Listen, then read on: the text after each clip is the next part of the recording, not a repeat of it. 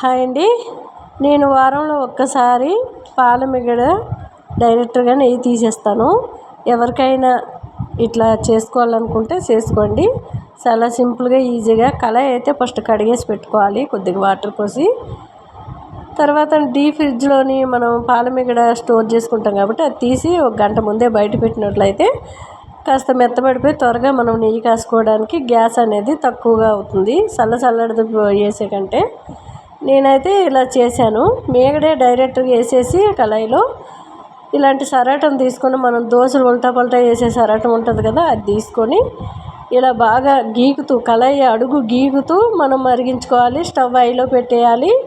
మాకు 20 నిమిషాల్లో మనకి చక్కటి నెయ్యి వచ్చేస్తుంది. ఆ గోదావరి అనేది స్వీటు కలాకండ్లాగా మనం తినేయచ్చు. ఒక్కొక్కసారి బెల్లం వేసుకోవచ్చు, ఒకసారి షుగర్ వేసుకోవచ్చు.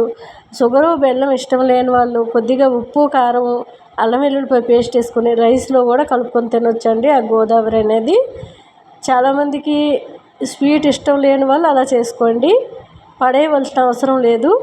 మనం స్టవ్ హైలో పెట్టి ఇలాగా గరిటతోని కళాయి గీకుతూ మనం నెయ్యి మరిగించుకుంటే త్వరగా వచ్చేస్తుంది నెయ్యి అనేది. చాలామంది అడుగుతున్నారు, ప్యాకెట్ పాలేనా మేడం అని. లేదండి, ప్యాకెట్ పాలు కాదు ఇవి. నేను బర్రెల దగ్గర నుంచి పోపించుకుంటున్నాను. వాళ్ళకి మంత్లీ ఒకసారి మనీ ఇస్తే వాళ్ళ ఇంటికి వచ్చి పోస్తున్నారు. బండి పైన తీసుకొచ్చి పోస్తారు. ఆ పాలు అయితే మనకి మందమైన మిగడ వస్తుంది. పాలు మరిగాక కొద్ది గోరువెచ్చగా ఉండేటప్పుడు మనం ఫ్రిడ్జ్లో పెట్టిస్తే మందమైన మిగడ అనేది వచ్చేస్తుంది. ఆ వీడియో కూడా చూపించాను, చాలాసార్లు పెట్టాను. నా ఛానల్లోకి వెళ్ళినట్టయితే పాల మీగడ ఎలా స్టోర్ చేసుకోవాలనేది కూడా ఉంది. ఎవరికైనా నచ్చితే ట్రై చేయండి. సింపుల్గా ఈజీగా ఉంటుంది. మనం ఎక్కువ శాతం మిక్సీలో వేసి అది మళ్ళీ వాటర్లో కడిగి మళ్ళీ అవి డబల్ పని గిన్నెలు కడుక్కోవడం కూడా జిడ్డుగా అనిపిస్తుంది. ఇలా ట్రై చేయండి. చాలా సింపుల్గా ఈజీగా తీసేయచ్చు. నేను ఎప్పుడు నెయ్యి బయట నుండి ఇలా ఇంట్లోనే తీసుకుంటాను. ఎప్పుడు మనకి పాలు హాఫ్ రేట్ అయిన నెయ్యి సగం వచ్చేస్తుందండి దాంట్లో. వారంలో ఒక్కసారి మరిగిస్తాను. ఎవరైనా కొత్తగా మన ఛానల్లోకి వచ్చిన వాళ్ళు అయితే తెలియకపోయి ఉండొచ్చని ప్రతి వారము ఈ వీడియో పెడుతూ ఉంటాను.